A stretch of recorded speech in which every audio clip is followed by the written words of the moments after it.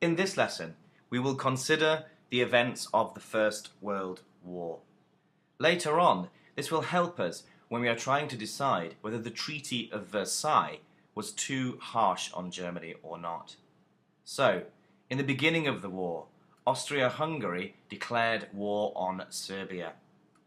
The Russians then began to mobilize their vast army, trying to get their soldiers ready and move them to the front line. Germany then enacted its Schlieffen Plan, sending an army through Belgium with the aim of knocking France out of the war early and then returning to deal with Russia. This brought Britain into the war against Germany.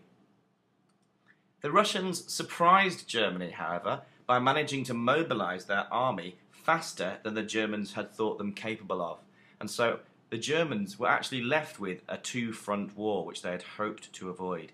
They were fighting France in the west and Russia in the east. Let's have a look first at the Western Front and the situation of stalemate which soon followed the German invasion. The Germans did manage to successfully sweep through Belgium and towards Paris, but they never got there. They were stopped by French armies at the Battle of the Marne outside Paris, and what followed was 3 years of bloody stalemate and trench warfare.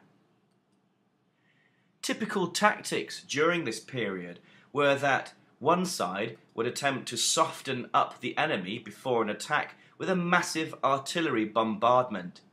The troops in the enemy trenches, however, would simply retreat down into their dugouts, and so consequently, when the infantry of the first side attempted to move into and take over the trenches of the enemy, they would simply come out of their dugouts, and any advancing troops would be met with a murderous hailstorm of machine gun fire, rifle fire and artillery. So even if they did manage to take a section of trench, very often they couldn't hold it and simply had to retreat back to their own lines. This picture, for me, really helps to bring to mind the absolute horror of poison gas, one of the most awful weapons of the First World War, the stark imagery of the skeletal mask upon the soldier, and the strange and haunting image of the dogs also clad in gas masks. The USA joined the war in 1917, but why? Well, Britain was actually buying a lot of supplies from the Americans which were crossing the Atlantic Ocean, often in American-owned and run ships, supplies such as food, hardware and military supplies. The German fleet was blockaded inside German harbours by the Royal Navy, so they started to use submarines or U-boats. U-boat is the German word for submarine, to sink this shipping and try and prevent Britain from being supplied, to try and starve Britain into surrender. Well, the Americans clearly were not happy about all of their ships, or many of their ships rather, being sunk by German submarines. And the final thing which really brought America into the war was something known as the Zimmermann telegram.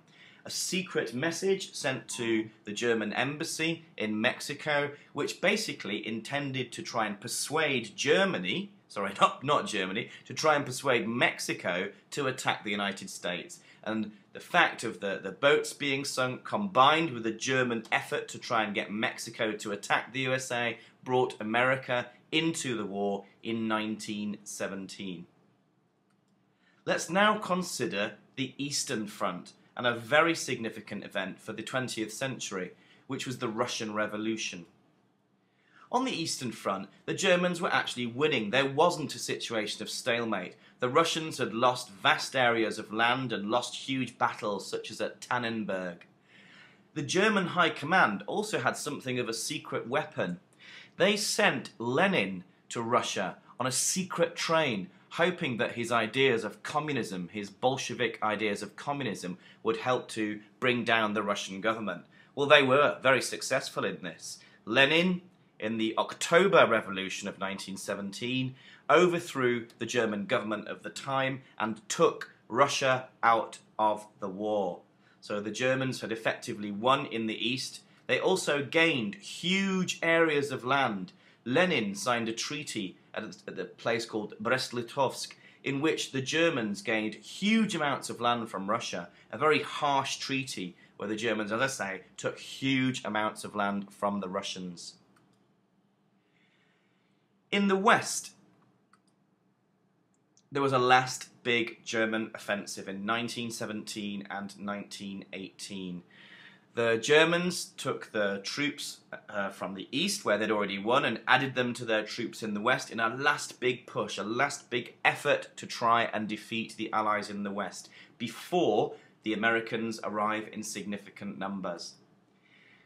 The naval blockade of the Royal Navy is really starting to have an effect in Germany now, though. There are food shortages and riots, there are workers rioting, and there are mutinies. It's really looking quite hopeless for Germany. The last German offensive failed. American troops were starting to now arrive in larger numbers, so there was a numerical advantage for the Allies. The Germans had been fighting for 4 long years. They were exhausted, and the US troops were fresh, combined with the British, the French troops, the Canadian troops, and so on. It was a real advantage to have these new troops arriving. And this, combined with effective use of the new military weapon, the tank, speeded up the obvious looming defeat of the German army, together with the naval blockade. Also, earlier on, a speech by Wilson had perhaps encouraged some people in the German command to hope that Wilson's idea of 14 points, which sounded very fair, Wilson's idea of 14 points would help to shape the future peace. This then encouraged the Germans to sign the armistice, or an agreement to stop fighting. An armistice is an agreement to stop fighting. And on the 11th hour of the 11th day of the 11th month, the armistice was formally signed and Germany surrendered, thus bringing the First World War to an end.